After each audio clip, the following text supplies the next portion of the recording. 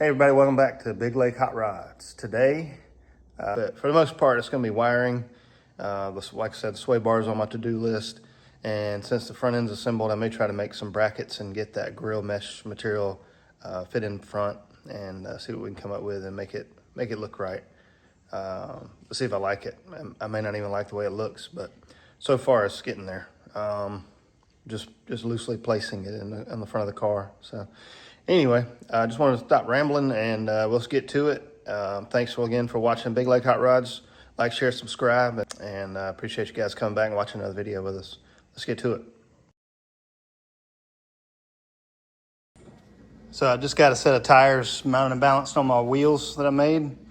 And boy, let me tell you, that is a badass look. And I got the perfect stance, the perfect fit. It is tight, but it's right, baby. So down on the ground she is for the first time, rolling around.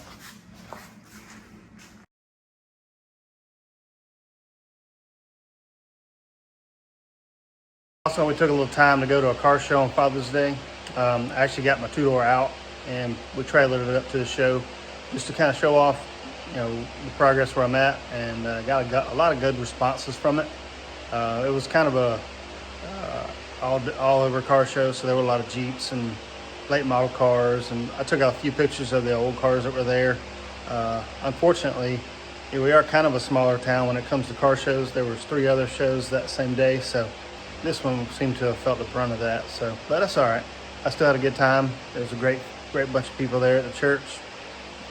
Volunteers put on a good show for us, and barbecue. So all in all, it was a great show, and I really appreciated it. So I'll put some pictures of some cars in here and pictures of this car. Talk to a few people and learn some secret hidden little shops. So I'll make sure to try to exploit that to my best of my ability. And I'm scared, but definitely want to try to get together with the guys and hang out with them. Some other projects as well. Maybe later on we'll do videos about that. But all in all, had a great time. So let's get back into this and start some more wiring. Thank you.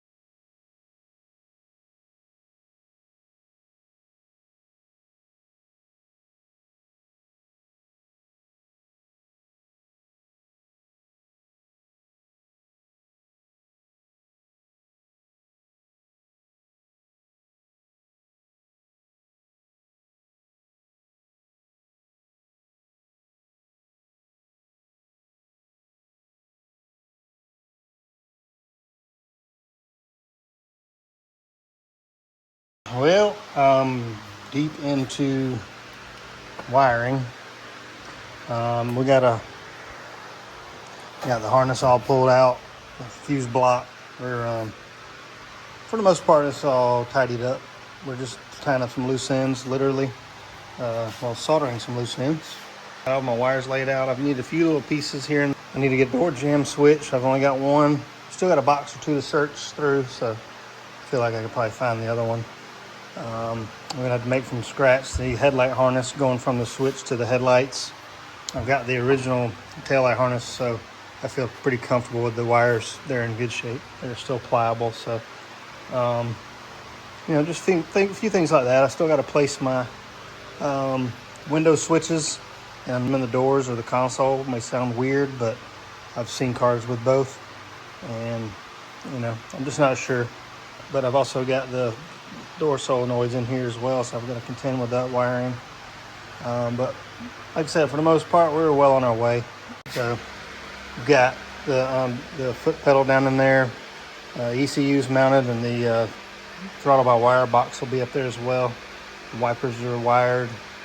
So yeah, we're getting there. I still got fog lights, headlights, blinkers, and things of that nature to wire in the front. But like I said, the rear's done. Do some new backup lights and a tag light for the rear. So I'm making a little list and I'm checking it off as I get there. But slowly but surely we are getting there. So bear with us. This is almost as bad as body work, to be honest with you. But at least here you see things start to come alive. So I went ahead and plugged the lights in the back, and they're good. So just for fun, it doesn't really do anything. But yep. Okay, so we're still underway with wiring. We're making some headway and some progress. I had to do a little backtracking on a few items, but that's what happens when I haven't messed with the wiring in 6 months.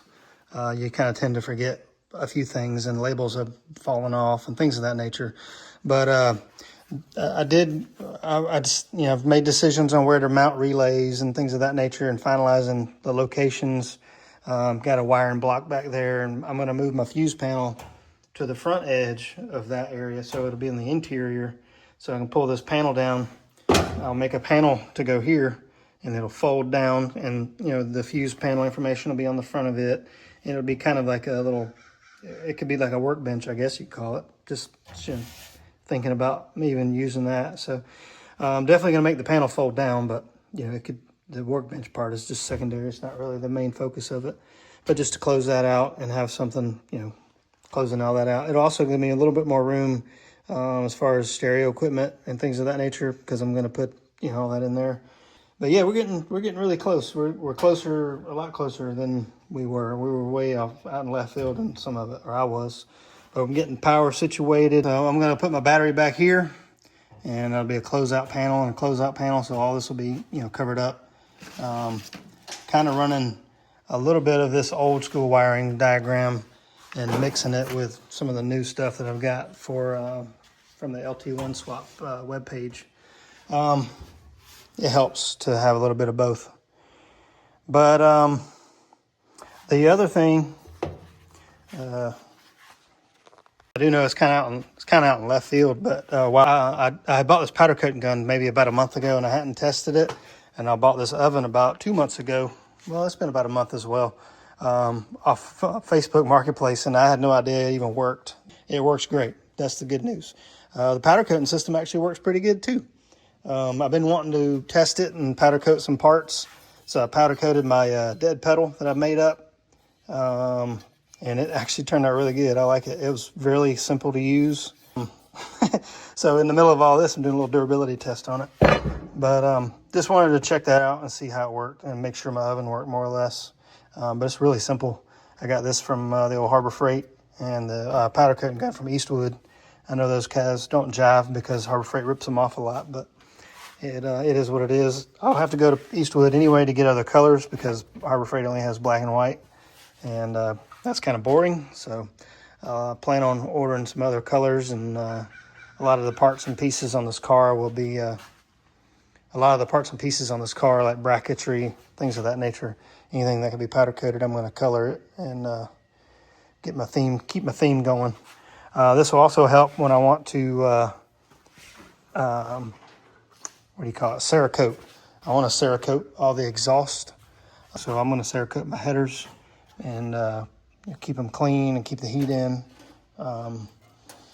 The main part of the exhaust is going to be the biggest issue, but there's Cerakote that doesn't require heating, so maybe the exhaust itself will bake it on, but that's a little ways down the road.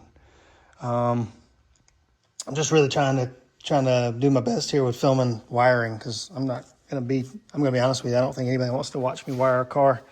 Most of it's cussing and fussing, but I've got the gauge cluster. It's wired as far as the sensors go. I still got to wire up the lighting and the grounds for that. But the actual harness and plug is made up, and computer's mounted, and the module for the throttle by wire is mounted on top of that. I'm going to mount up some relays here on the side of it, and that'll be for my fan controls. Got some fans out of a, they came out of a Dodge Chrysler 300. So fans blow a lot of air, and there'll be plenty enough to cool this engine down. If they don't, then I've got other issues. So anyway, that's kind of a catch up on it. I know it's kind of all over the place, wiring and powder coating, but I wanted to get that powder coating done because my daughter has some ideas for that, and she wanted to play around with it. So just kind of wanted to get a feel for it so I could give her an idea of what she's looking into. Anyway, we'll get back into this wiring in maybe another month. I'll probably be able to run some power through this dude and start checking some systems. 4 of my 8 injectors fire, so I've got to work on those 4 other injectors. So things like that will, slow you down. I appreciate you guys watching Big Lake Hot Rods. Thanks for following along and subscribing and supporting the channel. Comment, do all those cool things. Give me some pointers, tips, tricks, things that, things that may have helped you along the ways of building a car. No matter what they are, they all apply in some way or shape or form. So anyway, appreciate y'all. We'll catch you next time.